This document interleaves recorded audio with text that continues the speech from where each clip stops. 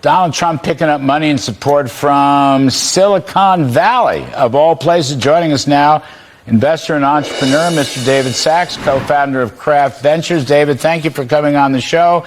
I'm Larry Kudlow. Greetings. I want to read you. This is just a little bit of fun, but I'll get your take. One of our digital stars, Brooke Singman, interviewed Mr. Trump, and the headline read, "Trump touts Silicon Valley support, says tech leaders can't relate to low IQ Biden. I have a high IQ, period," end quote. What you make of that, Mr. David Sachs? Tongue in cheek. Well, yeah, there's an old saying, many a true word said in jest. And the president frequently says funny things, but there is a serious point to it. I think there's no comparison between the cognitive abilities of these two men. I mean, I think what we saw last night at our fundraiser for President Trump is that he was very sharp, very on the ball. He stayed for something like 4 hours. He talked to everybody, talked to the whole crowd. Everyone loved him. And then at the same time, you saw Biden at that D-Day event, and it looked like he couldn't keep up with whatever he was supposed to be doing there. So I just think there's no question about which of these men is cognitively more with it and intact. David, you reportedly raised $12 million, which is a nice piece of change. You can probably do 3 or 4 times as much in the next few months, maybe more.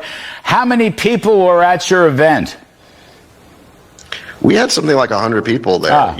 Larry, when we agreed to do this event, we started off, the question was whether we could just raise $5 million. And that was the goal because, as you well know, the Bay Area is sort of a liberal bastion. And so we thought that $5 million might be a big lift. But as it turns out, we got all the way to 12. And, tremendous turnout. We couldn't fit one more seat in the place. We were completely sold out. And I'll tell you, it wasn't just the enthusiasm in the room. It was also the enthusiasm outside the room. So all week, San Francisco publications have been writing about how there are going to be big protests in San Francisco because Trump was coming to town. As it turns out, hundreds of people turned out in the streets, but they were pro-Trump demonstrators, and they were welcoming his motorcade. And the number of anti-Trump protesters was just a handful of people. So even with the protesters, there was a tremendous enthusiasm gap between the pro-Trump side and the pro-Biden side. And if that's in liberal San Francisco, what does that tell you about the rest of the country? Well, we've had, similar experiences here in blue state New York. David, I know I hate to generalize, but what do you think some of the key issues? We've got a minute and a half or so. List a couple of the key issues that you think are moving Silicon Valley folks into the Trump camp. Number one, the economy. I mean, the economy under Biden right now is anemic. We're down to 1.3% GDP growth. There's been a huge spike in inflation, which has eroded the purchasing power of Americans by roughly 20%.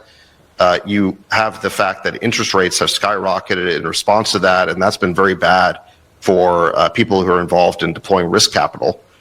You also have foreign policy. I mean, the world was at peace under President Trump. Now it's on fire under President Biden. You have the border. I mean, we basically have had a de facto open border under President Biden. He first gaslit us by saying for 3 years there's no problem, in spite of videos showing masses of people coming across. Now he's finally signing an executive order to do something about it, but it's way too little, too late. So I think all of these issues matter to not just Silicon Valley, but the whole country. And then finally, there's lawfare.